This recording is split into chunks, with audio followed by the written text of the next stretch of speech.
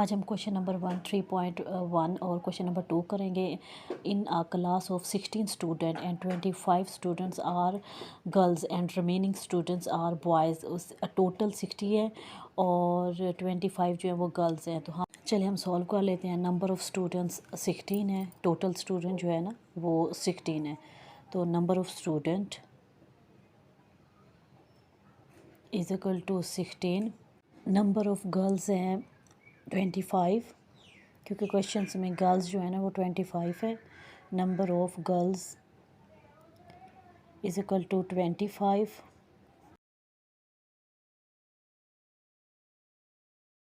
Number of boys 16 minus 25।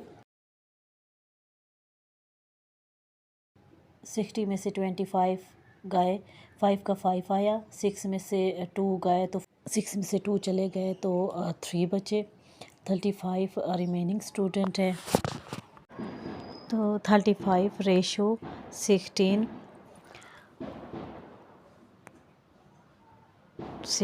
अब इनको divide में लिख लेते हैं। 35 ओवर 16। अब इनको डिवाइड कर लेते हैं। 5 1 ज़ार 5, 2 1 यहाँ चला गया, 5 2 ज़ार 10, 5 7 ज़ार 35।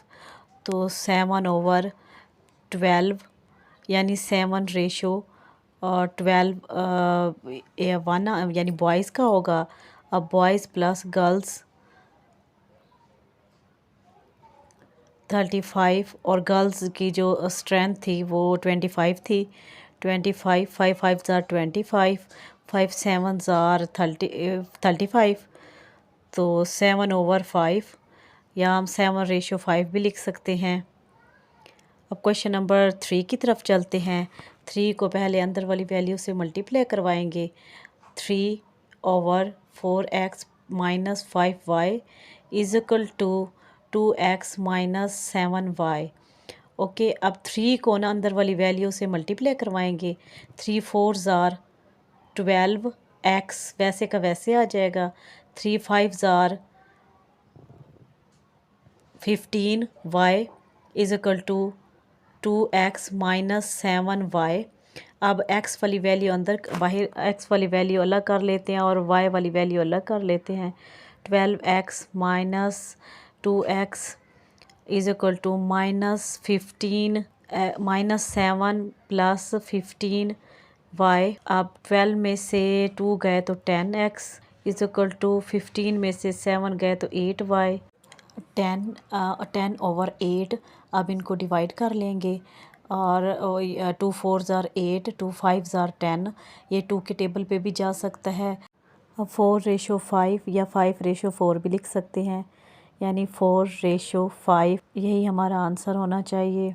क्वेश्चन नंबर 4 सोल्व कर लेते हैं। क्वेश्चन नंबर 4 है find the value of p if the ratio 2p plus 5 और 3p plus 4 and 3 ratio 4 are equal.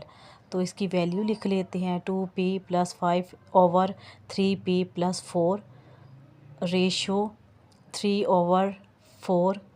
अब नीचे वाले को ऊपर वाले से मल्टीप्लाई करवाएंगे, ऊपर वाले को नीचे वाले से मल्टीप्लाई करवा देंगे। क्रॉस सेक्शन 4 2p प्लस 5 और इज़ इक्वल टू 3 3। अब 3p प्लस 4। अब बाहर वाली वैल्यू को अंदर वाली वैल्यू से मल्टीप्लाई करवाएंगे। 4 2 ज़ार 8 और 4 5 ज़ार 20, 4 5 ज़ार 20 और 3 3 ज़ार 9p प्लस 3 4 ज़ार 12।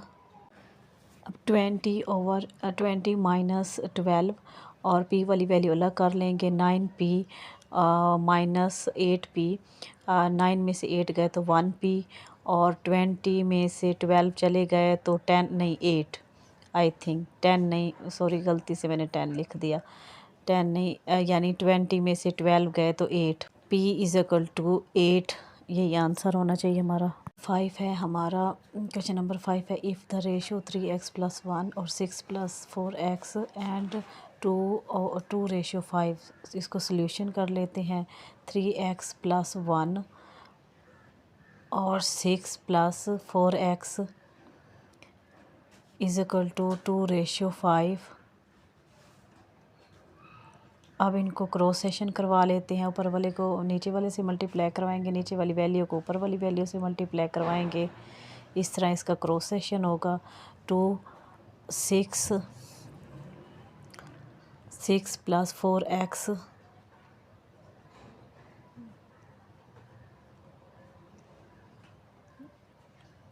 और 5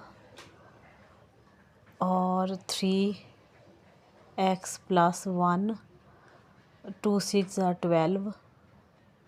2 को 6 से मल्टीप्लाई करेंगे तो 12 आएगा। Plus 2 × 4 = 8x। 5 × 3 = 15। 15x plus 5 × 1 = 5। अब x वाली वैल्यू अलग कर लेते हैं और दूसरी वैल्यू अलग कर लेते हैं। 8x - 15x, मैंने गलती से 5 लगा दिया, मैं अभी सही कर दूँगी इस वैल्यू को। अब 12 - 5। अब 15 में से 8 गए तो 7x = 2 में से 5 चले गए तब भी 7 बचे। अब 7/7 लिखेंगे, x को सेपरेट कर लेंगे। x = 7/7। 7 × 1 = 7, 7 × 1 = 7। x का आंसर होगा 1। ये हमारा आंसर होना चाहिए।